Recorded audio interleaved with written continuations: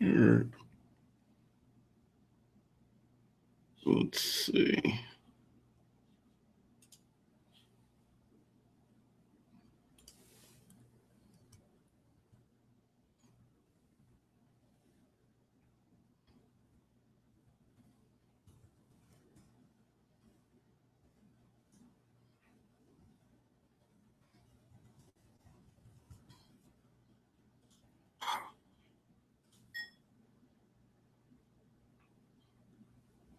All right. That was my finger. Let's see.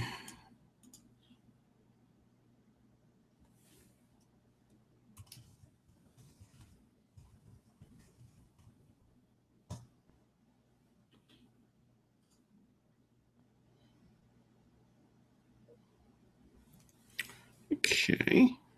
Okay.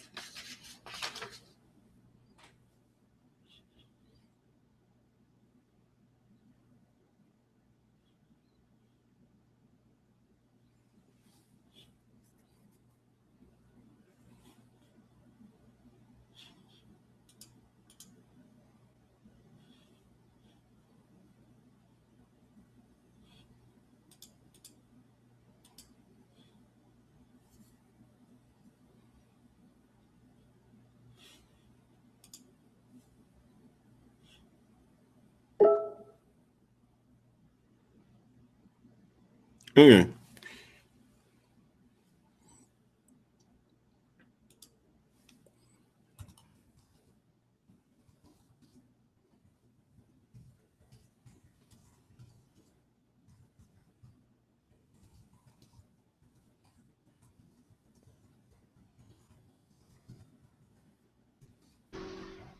Come on. Come on, Google. Oh my God. Yes. Oh my We got God. it. Finally. He's here. We're all good. All right. I was just like, I didn't know what to do. I've never had this problem before. I think it was because I was It's using that probably other my page. fault. I'm cursed with Google. The Googles don't like me. They don't like you. What'd you do? No, they don't like me. I don't know. I think I just existed too much. All right. Man, cool. All right. Let's see. What time is it there? Oh, it is. Oh, it's 1 o'clock. We're all good. Okay. So, you know, what's your real name? I didn't know that. I'm 'Cause Dominic. Dominic? Yeah, Dom is short for Dominic. All right, cool. I'm in Australia, so we say everything short. Cool. So, all right. Let's see. I have a list of questions. Let's just jump into it. How long? Because I'll tell you how I found you. And actually, I found you on YouTube a few years ago Oh, because you oh, had the curved blades. And I don't know if you had an Etsy store or not. I never had an Etsy store. You never had, so you just sold strictly online. But yeah, I found the Yep. channel. I don't know what I was looking for. And then I don't know when I found you on Instagram because you make these wickedly curved blades. How did you get into that? Well, when I was little, I always really enjoyed knives, and I was a knife collector. I think I got my first knife when I was like 8 or so, Okay. and I kept on getting these knives. My parents were just at the age where, were worried. Of course, what's this kid doing with all these knives? So me being me, I thought, how can I get more knives without my parents knowing? Oh, I'll start making them. All right. So So I you've been started making knives and knives, and then about a you've year ago, knives since you were a kid. I've been making knives since I was about 14 years old. How old are you now? I'm 18. You're 18. Yeah. Okay, so this is even better. You're 18, Mhm. and you've been making knives for what? Let's just say 5 years, and this is all that you do. This is all that I do. I So, make all my money with this guy back here.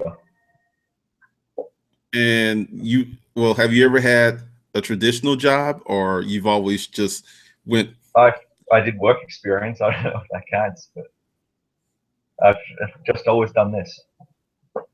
That is really cool. So 14, 18, you've been making money making knives. That is really, Well, really I only started selling them about a year ago, okay. and only a couple of months ago, I actually started selling them to make a profit. Up until then, it was all just, I wasn't making money with it. I was just selling it for the cost of materials. But Wow. about 4 months ago, I ramped up production, ramped up prices, and now this is what I do. Okay, so when you were just doing it to recoup your costs and making the blades, Mhm. what kind of work did you do?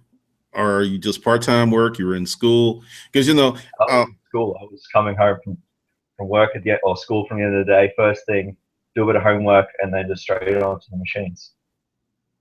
that's pretty cool. All right, so now that you've been at this for a year, what's your biggest challenge in making the blades?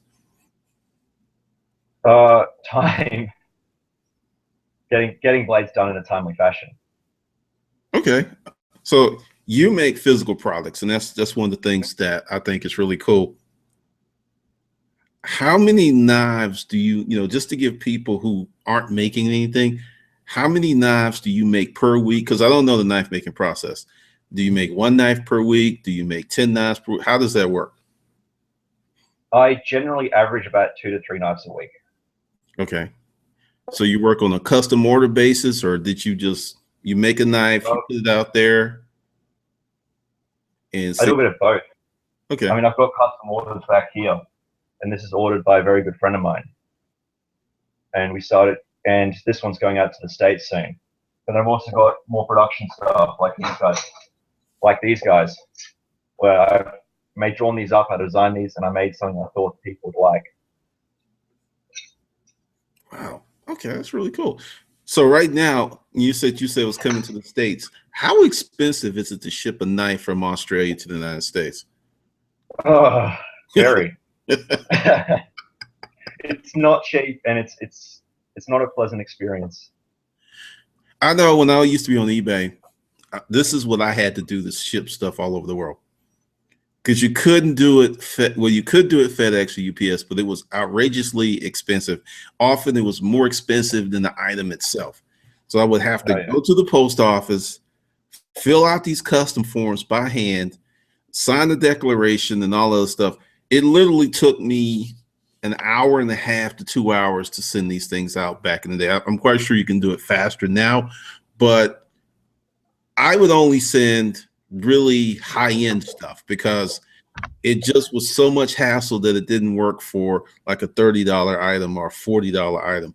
I do remember sending this really nice Frank Mueller watch to this guy in Germany, and I was a little scared because of the price of the watch, but everything worked out. But it was $85 to send that watch. Oh yeah, I can see that easy. It was 85 because he got it in 7 days. I did not, because he spent 4,800 bucks for it. And I didn't want that to be on some ship for six. No, it was just like, no, I wanted him to get it as fast as possible. And I wanted to get signature confirmation. And he got it, I think, in like 5 days. And he was real happy. But, since you're down there, I hear that people in Australia like the masters of exporting and importing because everything has to be imported and exported down there. I'm paying a crap ton of money in importing material and all that because all my steel, all my abrasives, like this belt here comes from America. Everything comes from the States. So I'm paying a fortune to get it into the country. So what I can imagine. So you're profitable, right? Or you're just elking out a profit since you've only been ramping this up for like a year? I'm sort of profitable in the fact that I've paid off all my machinery. Okay. That's So good. it's all paid off. I've got all my materials sorted. So I don't know if that counts, but as as for the money side of it, because this is the first year, I'm really not making much of it. Okay. Well, you're on that path. Typically there's a 3 to 5 year period for a business to start really making profit. Now, one of the things that you did was you paid for the cost of your plant, so to speak. Mm-hmm. And that's pretty cool. Now, what are your plans for, say, the next 5 years, or you just haven't thought that far ahead? Well, I want to ramp this up. I'm not satisfied in this little garage here because this is all that this really is. I want to ramp this up, have my own shop, probably hire people, although I'm not overly keen on that, dealing with that bull crap. Right. More machines, get hopefully some automated machines such as CNC, to do some of the really repetitive stuff that people aren't good at, like drilling holes, making sure everything having consistent blanks, but then still having handwork in there. So it's not all just made by machines. Now, what made you just said, screw getting the job? I'm just going to do this knife thing and nothing else? Because it seems like you've just really dedicated yourself to your business. Well, we have this, and back in high school, we had this career counselor thing when we have these ladies who were just batshit insane. I don't know what was wrong with them. They were just horrible, horrible people. And they would just complain constantly and tell us how difficult everything was to get a job. And I wasn't exactly a fan of having to, go to interviews and deal with all that bullshit. So I thought, screw this. I want to build something. I'm not going to deal with this crap. I'm going to do it by myself. Okay. I mean, fair enough. That makes any sense. No, it makes a lot of sense because, all right, let's take the fact that you're 18. This is the time for you to do this. You're not married. That's what I thought. You don't have any kids. And if it takes another 3 years for it to get to another certain point, you'll be 21. I mean, this is the time, because this is what I think. When they're telling us go to college, I think everyone should take 2 to 3 years to try to start a business. Whether it fails or not, at least you've tried, you've learned some things, and then you can go to college if you want to. But this is how can I say it? This is when a mistake or a failure doesn't impact you as bad if, say, someone who was 50 who wanted to start making knives. They could still do it, but depending upon decisions and stuff that they made, it could be really bad or it could be really good. Whereas you're going on 5 years of experience and you've paid off your equipment and you're looking to ramp up. Now, it's definitely a winning combination, because if you look at, take pro athletes, everyone gets all starry-eyed about these people. But if you look at a soccer player, you look at a tennis player, even if they're 18 or 20, sometimes these people have 10, 12, 14 years of experience and dedicated practice. How can you not be good with that much practice and time dedicated to your craft? Because there was someone else that had, I don't know, because you do, I guess, the survival type knives, because there's someone that has a lot of like more everyday carry knives, because there's a lot of people that like to take something like this or this and just chuck it in their pocket. There's a whole sub-community of people who like carrying small little fixed blade knives. Hold it up again. That looks almost like a. Okay. And that's completely made by hand. I mean, that's ground by hand, sculpted by hand. Okay, so the first one you held up was a blank, and then the second one you held up was the final product. This is a blank, and that's basically me just taking a piece of steel, grinding it out, drilling holes in it, and then sending out for heat treat, because this is a special steel. Usually heat treat it myself, but I can't do D2, so I have to send that out. But all I have really is this bar of steel that I cut out and sell. So you just can truly customize in this stuff. How much do you sell these knives for? Per, I know the prices probably vary. Depends, yeah. So my general number is about $170 US. Okay. That's shipped, but I also have like the high end stuff, like the really extravagant stuff, which is easy 300 US. Wow, that's pretty cool. So how many hours do you devote to being the knife man? You know, you say you like 2 to 3 a week. How many hours is that? To building knives. Yes. Uh, I spend just about all the time working on knives and building knives. I mean, I'm always answering emails, especially late at night, from people like to email me 1, 2 in the morning. Get these emails. Hey, I want a knife. 90% of my orders happen in the middle of the night. I don't know why, but yeah, I totally feel that. I So think it's because they're all Americans. They all want stuff, and at their time, it's like 3 o'clock for me in the middle of the night. yeah, because I know when we're trying to set this up, because it's real easy to get the time frames messed up because it's Tuesday here, but it's Wednesday where you are, No, and it's Tuesday here as well. it's still Tuesday. Well, okay, It's it's still Monday Tuesday. here. It's Monday here, and it's Tuesday there. Okay, see, it was just all crazy. Yeah, So we're ahead of you. yeah, most of your customers are American, or Oh yeah, is I've sold bugger all to Australians. Most of them go straight to the States. why do you think that is? That's kind of interesting. I think it has a lot to do with the gun culture because the people who like firearms and carrying pistols and all that, often they like knives. They kind of go hand in hand.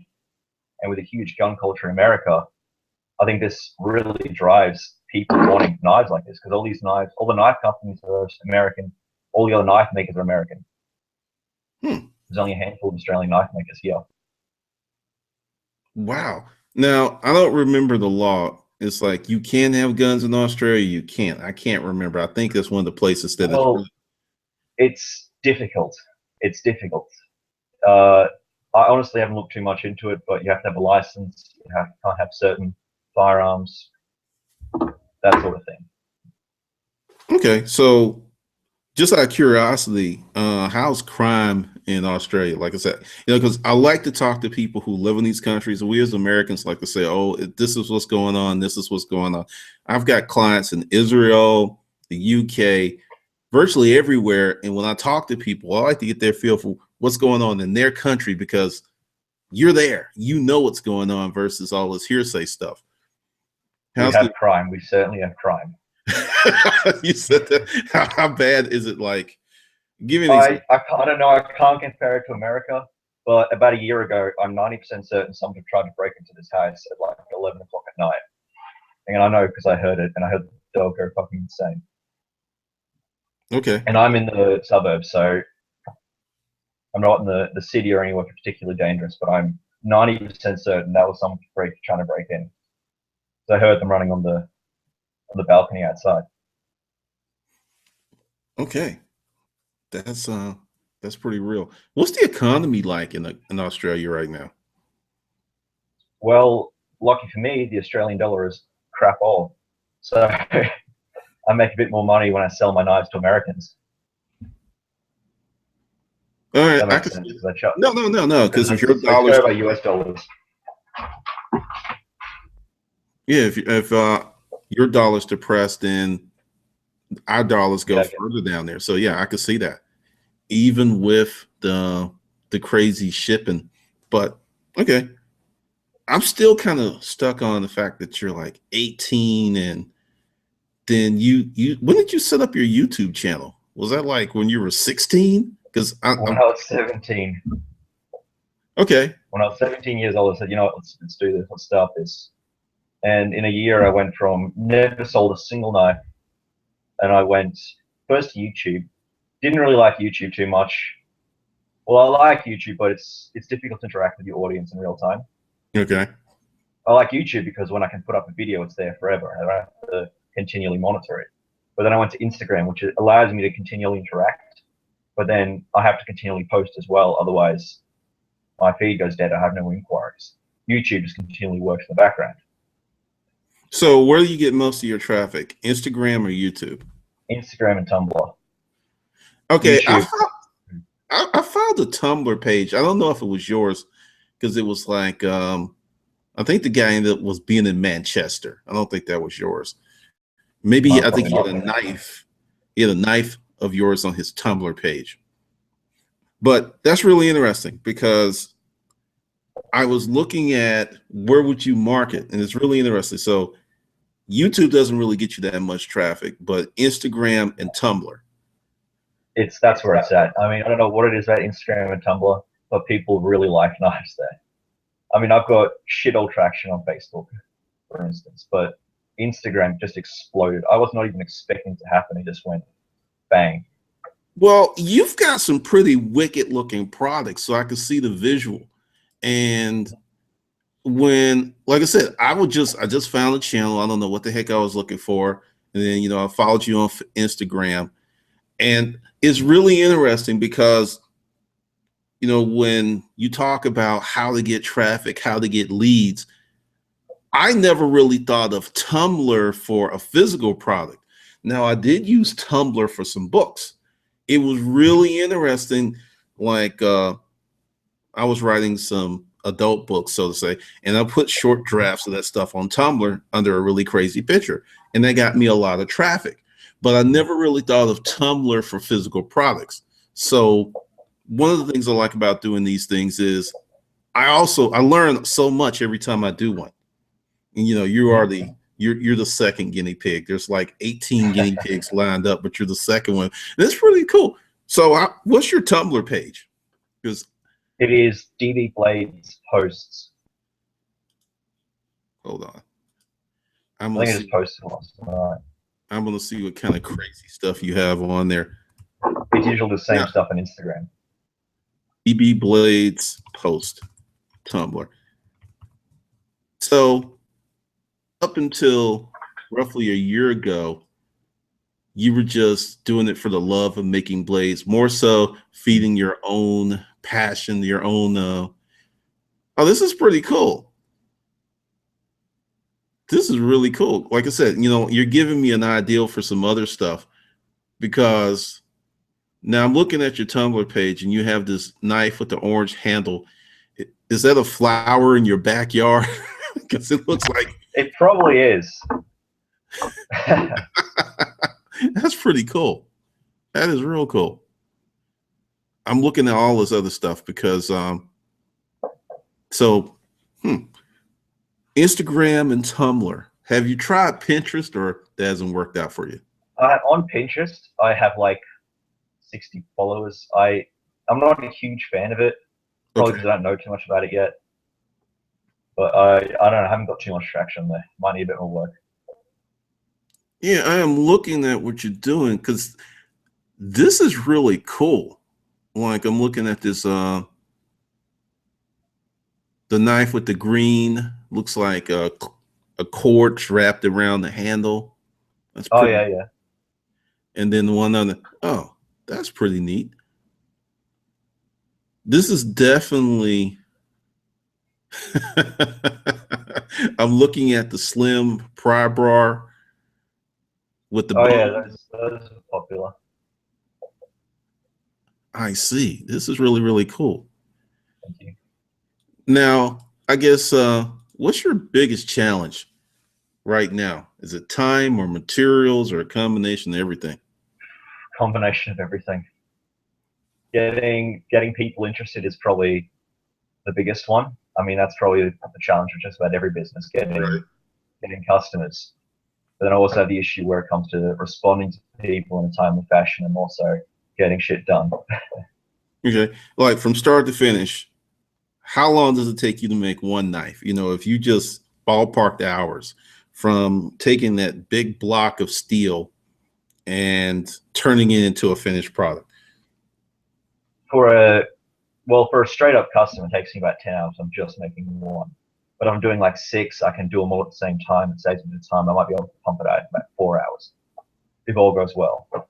If one of the handles cracks and craps the bed, then just that's when you start complaining. All right. So when you said you do heat treatment, now I've watched on television where they've got this thing, whether it's red hot, and they've got the tongs and they slide the blade into the fire. You've got one of those micro furnaces or whatever they're called. Well, I've got a converted electric kiln for pottery, and I have a tub of oil, and I stick it in the fire, and I stick it in the oil, and generally we have fire, and then we stick it in the oven. That's about it. You really like this stuff, I can tell. Yeah, I do. Man. You just an ideal. Do you show how you make the knives on YouTube, or you just put up finished? I used to. Used to. How did those Yeah, videos? every now and then I do. Because I I don't think know. It's just a pain to film and all that because I don't really want to have a camera right behind this thing because this thing throws out sparks everywhere. right. Okay. Man, I'm like 18. So how hard is, this is a whole different direction. How hard is it for someone who's going into emerging adulthood to move out and live on their own in Australia? Well, it's expensive to get a house here. I looked at that pretty early on. It's very, very, very expensive to get housing and an accommodation and that. So I'm still living with my parents. I'm trying to get them to take money from me, but they're not really too keen on that. But every now and then I pay something they don't know about it. So it's a little bit of that front. I think they're not taking money from you because they're seeing how hard you're working. It's not like you're just some wayward kid you've built an enterprise.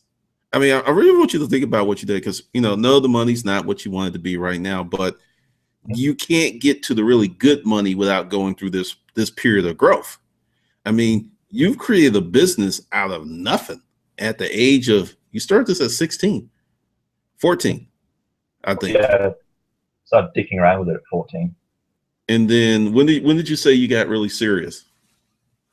About a year ago when I started. Well, about a year ago I started making it, but I wasn't making profit from it. It was more of just to get the ball rolling. And about 5 months ago, I became a registered business. Yeah, about mid-November of 2014, I became a registered business and started making money with it. Okay, so really, in less than a year, you went from, as you put it, dicking around to turning it into a growing concern. That, I mean, I'm just looking at your work. I can see you making money to get a house even there in Australia, because I do remember it's expensive there. I don't know how expensive because, like I said, everything is imported. Everything's imported. I mean, I think you got water and fish and a few things, but other than that, everything has to be. And we got plenty of sheep. Don't worry about sheep. We got all kinds of sheep. Now, I got a question for you. Have you ever thought about leaving Australia, or are you just planning on staying there forever? Oh, yeah. I fully intend on leaving the country. It is very difficult to do what I do here. For instance, the knife law is very limiting. So there's a lot of things that it can't build. So I have dual citizenship with Switzerland. So I'm seriously considering I might just move to Switzerland and do it there. It's not ideal. I think ideally it'd be America, because that's where the whole community is, all the materials are. But it's either going to be somewhere in America or somewhere in Europe, one of those two. You have dual citizenship. That's got to be really sweet, because from what I understand, you just can't get Switzerland citizenship. That is really one of the hardest ones to get. Even if you marry somebody, they still are looking at you kind of crazy. So that's pretty interesting. Really interesting. So when do you think? Maybe 2 years, 3 years? Because hoping to be out by 21. That's the goal. 21. I think that's really cool, because the thing is, you wouldn't be, and this is something that a lot of people miss. You're moving. You don't have to worry about a job. You have your registered company, and you tell, because a lot of these countries, if you're talking about moving there, first question is like, how are you going to make money? Do you have a job? And I had a friend who just recently went through this, and he moved to Hong Kong. And since he was going there with a business, all kind of doors just opened up for him. He said it was just like, I felt like royalty. It's like everywhere I went, they were doing this, they were doing that. And because he opened up another office of his company, he still got the one here, and he moved over there to run that one. And they literally opened up the world for him. So you move over there, you don't have to have that income issue. You know what I mean? Oh, yeah. They don't want more parasites. No, and it's a pretty nice place. I got another friend who's living there right now. He left the United States. It's a great place. Maybe 4 years ago. and he went to the Philippines to do some stuff. Then he ended up in Geneva, and that's where he's been the last 2 years. And I don't think he's coming back, but he makes a lot of money, a crazy amount of money for what he works hard, but he makes a lot of money. But that's pretty cool because you bring up a subject that a lot of people really don't understand, because since you have created your own income, it's portable. It's not as portable as mine, but it's portable because you know what you need, and you can have all that stuff set up before you even get there.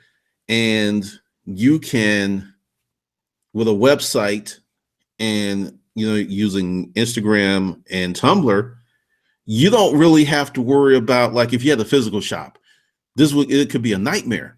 I've had a physical shop, and I'm telling you, moving a store and doing all this crazy stuff is I shudder when I think about it. But 21, you plan on being possibly Switzerland or the States, and something else that you're doing, I don't think you understand. You're building something that you could possibly pass on to your grandkids. Oh, that's a big part of it, because I'm an ambitious motherfucker. And all right. That's a big part of it, because I want to build something. I don't really like just sitting on my ass all day with my thumb up my ass. I'm a huge part of the motivation is because I really want to build something of value. I mean, that's why I work in here 6-7 days a week, ridiculously late hours answering bloody emails. Well, I mean, you've got that issue if it's just you. So you're making the product, you're shipping the product, and you're customer service. But at some point, you will have to get someone, because I can tell you right now, if you got someone just to answer emails, that would free you up tremendously.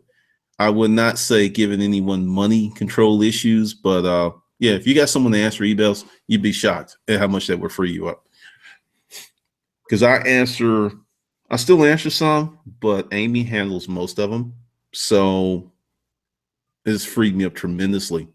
But the cool thing, and one of the reasons that I did this, is physical products aren't going to disappear, even with the internet, because the guy, his name was Rick Cadets, he was on before you.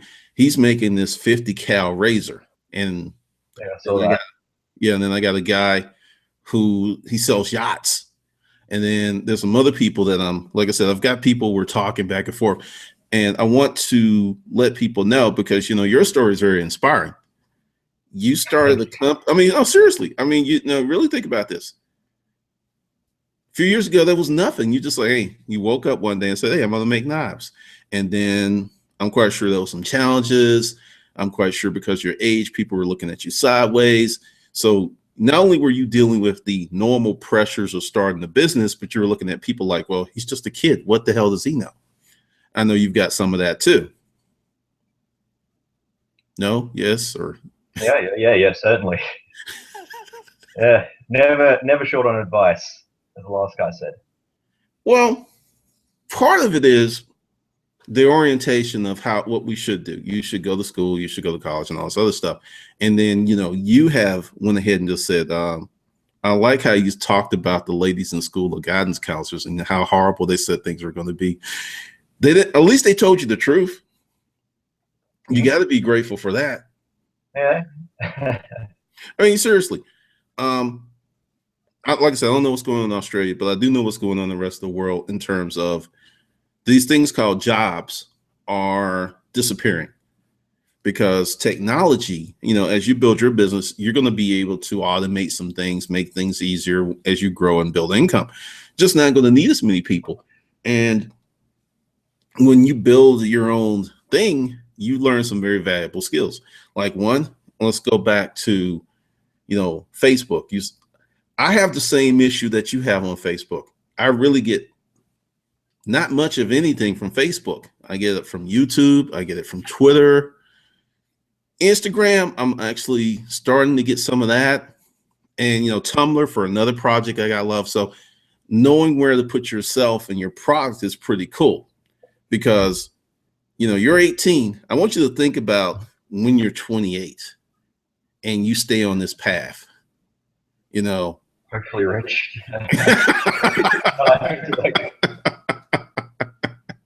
Well, I mean, you got to think about it. This is a very real possibility because you're making something that is different and unique. I mean, we live in a world where people pay $450,000 for a car, a Rolls Royce Phantom. You don't need to pay that, but they do. So there's always people who want really, really nice stuff. So you're making really, really nice stuff. But no, I mean, 10 years, okay, let's just be real. It's very possible. It's not kind of, sort of, well, maybe, because you already know what you're doing with just you. And you keep your costs contained. If you had a crew of 3, I'm quite sure you could live pretty comfortably in Australia. If you had people doing the more arduous work. So, yeah, I see that, especially in Switzerland. I got a question. Can I come like hang out in Switzerland when you move there and you get the palace and you're with the Swiss chicks who, I don't know, at one point, the Swiss really didn't date anyone that wasn't Swiss for a long time. I don't know if that's true now, but when I was over there, it was pretty much the vibe that I got. But the world's different. So, no idea. No idea? No idea how it's like over there or anymore. How'd you get a dual citizenship? Mom, dad, or? Parents both came from Switzerland. I've got the whole family over there. Oh, whole clan. Even better.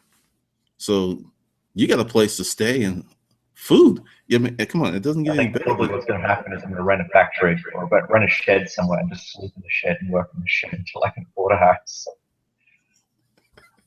This is really cool. This is really cool. Now, what has been if you had to hammer it down, what's been the one single challenge that you had getting this whole thing started? Probably getting people interested. There's the custom knife industry is getting bigger and bigger, and there's more and more new knife makers coming out. So a challenge is to kind of, get my name out there, get people to know who DB Blades is. That's why I do so much on Twitter and Tumblr and Instagram and all that crap.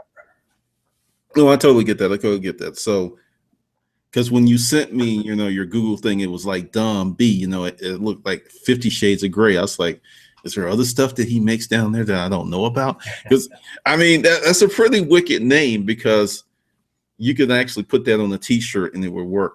No, I don't really. I'm part of the gun culture. When you talk about the gun culture, I'm part of that crew. And I've never really thought of a knife until I got a gun. And I started looking at knives. So it just seems very I used to be in the Army. And if you had a knife, if you had a gun, it just made sense to have a knife because you had to use for it. There was always something you needed to do. You had to cut something, you had to move something. So there was a lot of uses. So I can see that. Really, really cool. But getting people to notice you, and how do your friends treat you? Since I would take it that many of them are either in college or working their first jobs. How's the relationship between you and your normal peers when you're very atypical? Well, I've stopped communicating with a lot of my friends. I've got a much tighter knit crew of people that I maintain contact with, maintain sanity. But I don't know, maybe 3 weeks ago, I went to a party for the first time in months. And I felt really out of place because I felt older than everybody else, if that makes sense. I felt like I was this babysitter. Everyone else couldn't walk because they were so drunk, and me was just standing here. Me and this other very good friend of mine were sitting in the corner, just talking. Well, you were getting smashed because you knew the next day you had to perform and make stuff, so you couldn't just like blow your, just lose it. I totally get it. No, what you're going through is what every person who does something different from the crowd goes through. You're looking at the world, like you said, by 28, you want to be rich. That's a real goal for you. You've got 10 years to do it. You've got the product to do it. And if you just keep busting your ass and grinding, you'll get there. they're not looking at that, and I'm not even gonna put a label of right or wrong. They're just not interested in that stuff.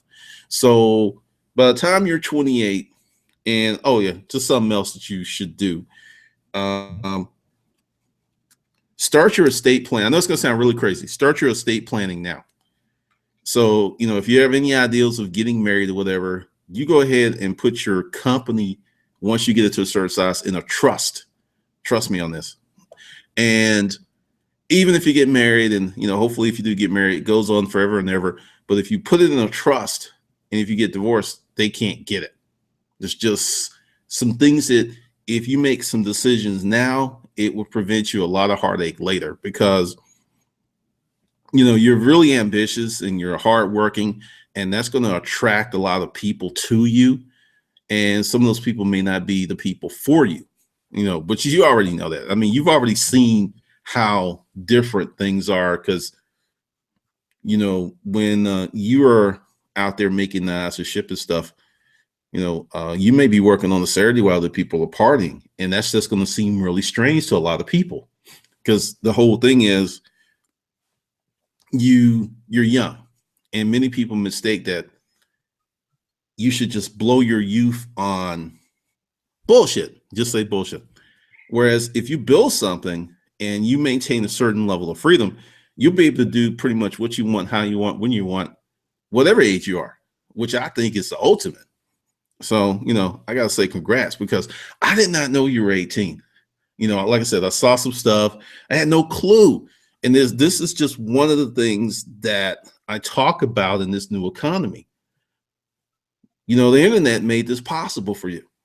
The internet made it possible for us to hook up, for this thing to happen. And I think that's really cool.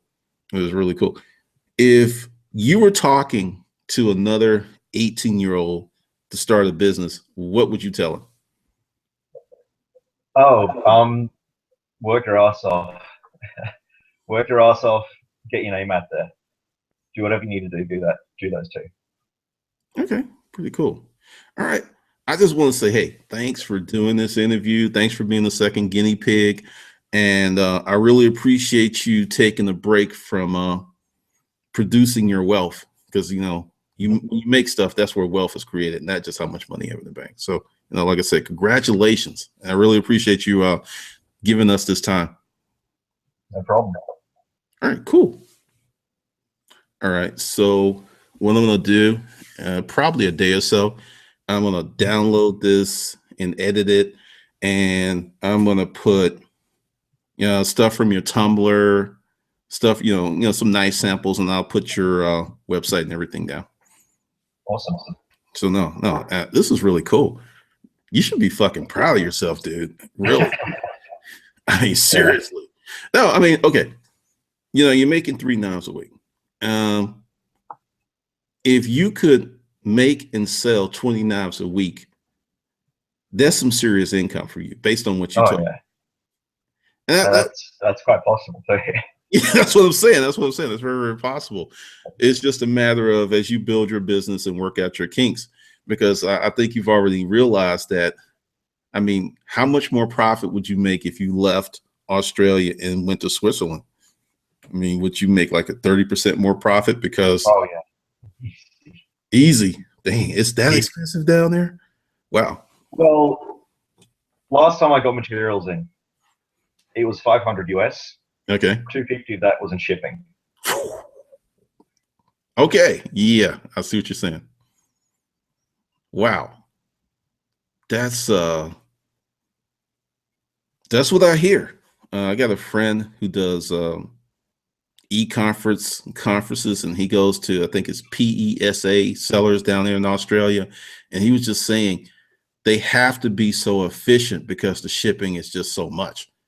There's no room for waste or mistakes. You just can't, because you can lose your ass on just simple stuff. Oh yeah, it's ridiculous. So 2.5 more years, you're out of there. Either way, huh? Whether it's Switzerland. That's the plan, yeah. It's pretty cool. It's pretty cool. All right, man. I'm gonna let you get back to work. I know you got stuff to do. All right, cool. I really appreciate it. I'll let you know when I put it up. It'll be sometime this week. No problem. All right, man. Thanks. You have a All right, see ya. good day down there. You too. All right. Bye.